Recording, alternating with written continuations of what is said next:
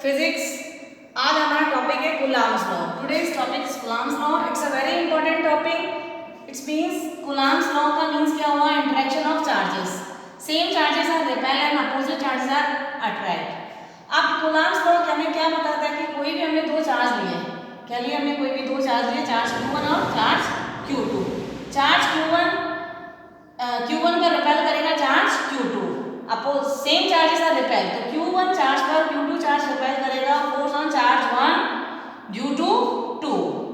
अब charge Q1 repel करेगा Q2 पर, force on charge 2 due to 1। these forces are opposite in direction, पर magnitude में क्या होंगे? ये सेम होंगे। दोनों फोर्स इक्वल है लेकिन डायरेक्शन में क्या है? Opposite direction, but both forces are equal. Magnitude में क्या होंगे? दोनों इक्वल होंगे लेकिन डायरेक्शन में क्या है? ये अपोजिट है। और ये क्या है? Force x along line joining centre of two charges. Force x along line joining centre of two charges. दोनों चार्जेस के सेंटर से, ये सेपरेशन आपका डिस्टेंस आर लिया गया है। दोनों चार्जेस के बीच में डिस्टेंस क्या है आपकी? Are.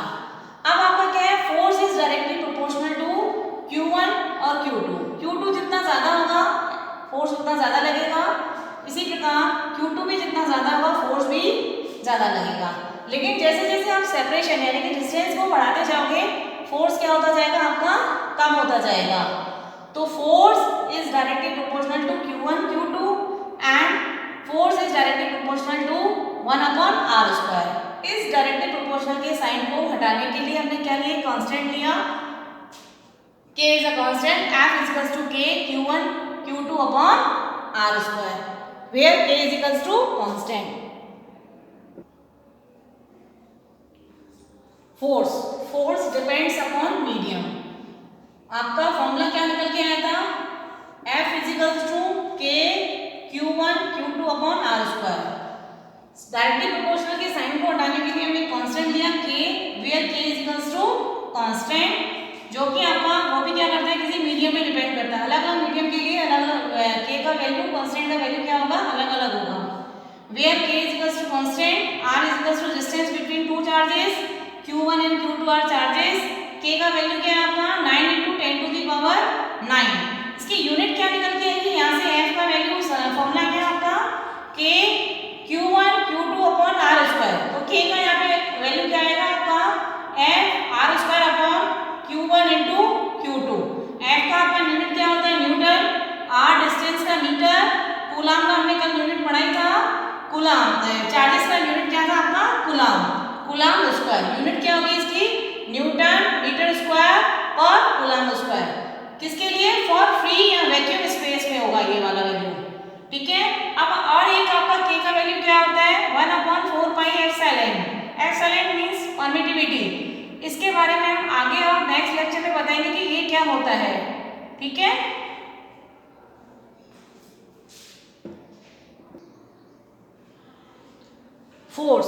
Force is directly proportional to 1/r²। This is an inverse square law। ये क्या है? इनवर्स है और R के ऊपर क्या आपका रूट लगा हुआ है? Square law. इसके बीच में F और R सेपरेशन के बीच में अगर हम ग्राफ लेते हैं तो जैसे जैसे फोर्स कम होता जाएगा R बढ़ता जाएगा। यहाँ R को अगर डिस्टेंस को बढ़ाते जाएंगे फोर्स क्या होती जाएगी? कम होती जाएगी। अगर हम R को डबल करते हैं तो नया फोर्स क्या होगा? F/4। जैसे कि आपने R को यहाँ पे क्या किया? डबल, तो 2 का स्क्वायर क्या हो जाएगा? 4। तो नई फोर्स क्या हो जाएगी? F'=F/4। अगर हम R को क्या करते हैं? हाफ करते हैं। क्या करते हैं? हाफ। तो 1/2 का स्क्वायर 1/4, 4 कहाँ चला जाएगा? ऊपर। तो आपका नया फोर्स क्या हो जाएगा? 4F। इसी तरीके से अगर हम हाफ को 3 गुना कर देते हैं यानी कि 1/3 यानी कि 1/3 का स्क्वायर 1/9, 9 ऊपर चला जाएगा तो नई फोर्स क्या हो जाएगी? 9F। ओके।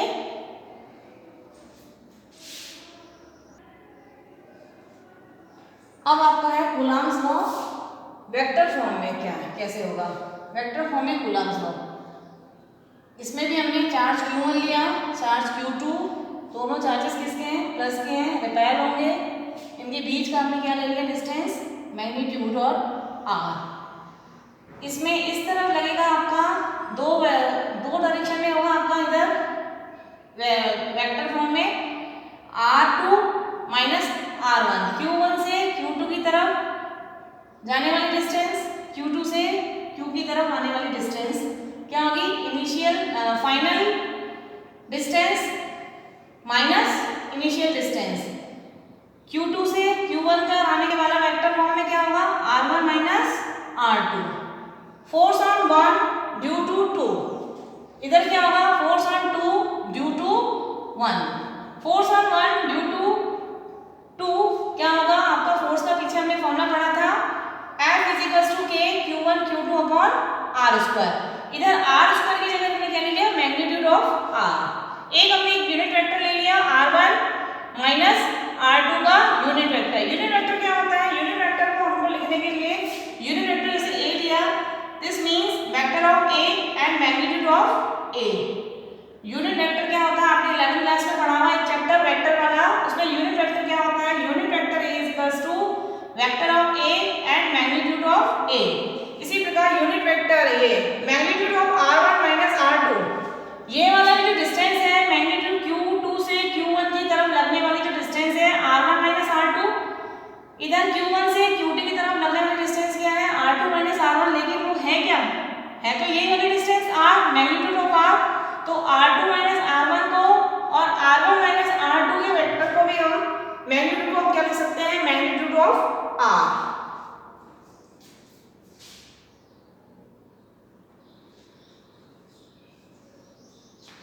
आपको हमने लास्ट में क्या किया था, force of 1 due to 2, K is equals to K Q1 Q2 upon magnitude of square and unit vector R1 minus R2।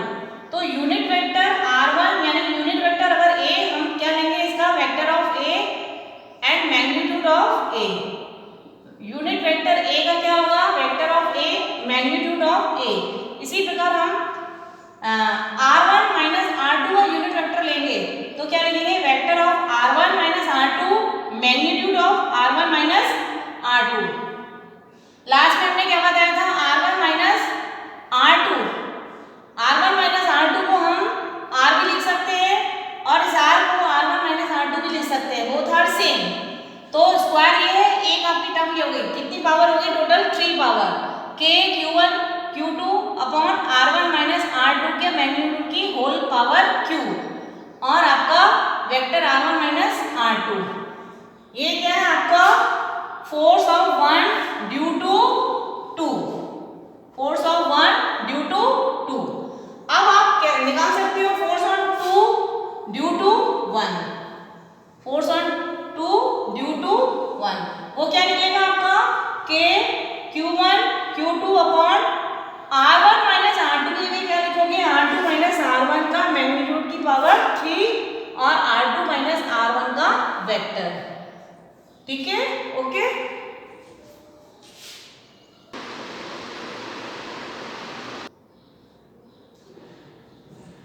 अब ये आपका क्या है, Fe electrostatic force, Fg gravitational force. Electrostatic force जो हमने अभी पढ़ा, F is equals to K Q1 Q2 upon R square between two charges and gravitational force G M1 M2 upon R square between two masses. इन दोनों में similarity क्या है, एक तो आपका इनवर्स स्क्वायर लॉ है, दोनों तरफ नीचे क्या आपका इनवर्स है, स्क्वायर लॉ। सेकेंड क्या है आपका, x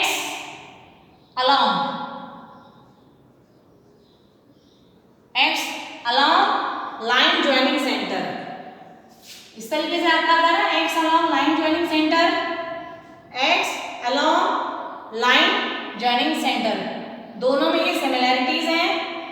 ठीक है, अब आपके इसमें डिफरेंसेस क्या है, electrostatic force repulsive as well as attractive and gravitational force always attractive.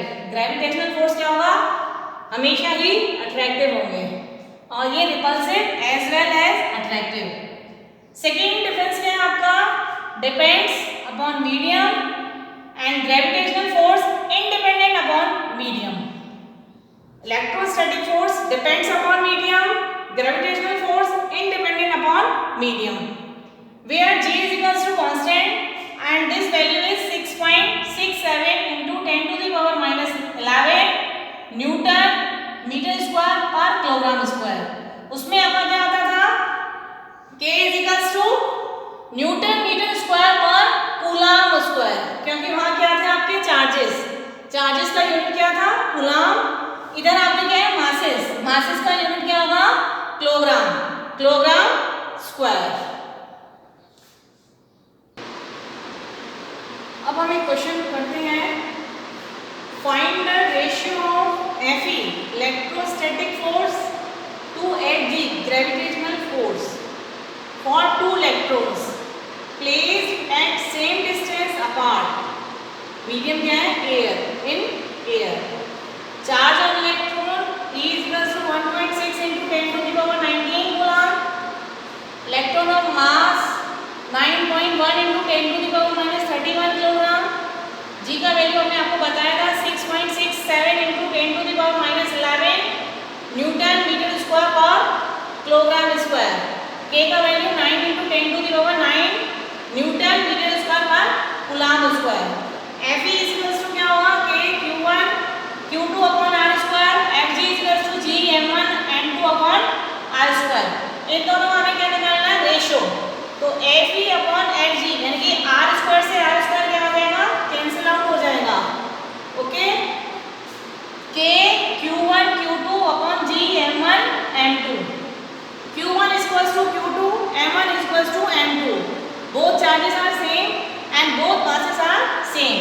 तो हमने क्या लिख दिया, K Q square upon G M square. सबकी वैल्यू हमने सब्स्टिट्यूट कर दी. इसको आप वैल्यू निकालोगे, इसको सॉर्ट आउट करोगे तो आपका क्या है, approx 10 to the power 42. Value क्या है इसका, अप्रॉक्स 10 टू द पावर 42 इसका आंसर है. आपके ऑप्शंस दिए जाएंगे 4 कि 10 to the power 10, 10 to the power 20, 10 to the power आपका 30 एंड लास्ट है आपका 10 टू द पावर 40. तो this will be answer is right. Approx value is 42. आपका वैल्यू क्या आएगा, 10 टू द पावर 42. तो उसका आंसर क्या होगा, 10 टू द पावर 40. ओके. अब आपका नेक्स्ट क्वेश्चन है, a charge Q is divided into two parts such that when these two parts are kept at same time separation, the electrostatic force between them is maximum. Find charge on each part. F maximum. अगर y x maximum, हमने दो charges लिए, एक आपका charge है x, दूसरा charge आपका क्या है, q माइनस x. r आपका क्या है यहाँ पे फिक्स. अगर f मैक्सिमम पूछता है तो इसका डिफरेंशिएशन होता है df upon dx is equals to 0. ये आप जो मैथ्स के स्टूडेंट्स होंगे जिन्होंने डिफरेंशिएशन किया होगा, मैथ्स वाले, उनको पता चलेगी. अगर y डिपेंड ऑन x और y मैक्सिमम पूछता है तो dy by dx is equals to 0. तो इसमें क्या है, f मैक्सिमम आपसे प्रोडक्ट कर रहा है तो df by dx is equals to 0. f is equals to k. q1 आपका क्या है x, q2 आपका क्या है q minus x. Separation distance क्या आपकी r square. k x q minus k x square upon r square. इसके हमने क्या किया, इसका डिफरेंशिएशन किया तो df by dx is equals to 0 हो जाएगा. तो इसके अगेंस्ट क्या होगा, जो x होगा वो क्या हो जाता है, हट जाता है. सिंगल x है, पावर विदाउट पावर. तो k q upon r square minus इसमें x की पावर 2 है तो 2 आगे आ जाता है, 2kx upon r square equals to 0. तो ये दोनों r वैल्यू कहाँ चली जाएगी, 0 में. kq minus 2kx is equals to 0, q is equals to 2x. यहाँ x का वैल्यू क्या आएगा आपका, q by 2. That is your answer.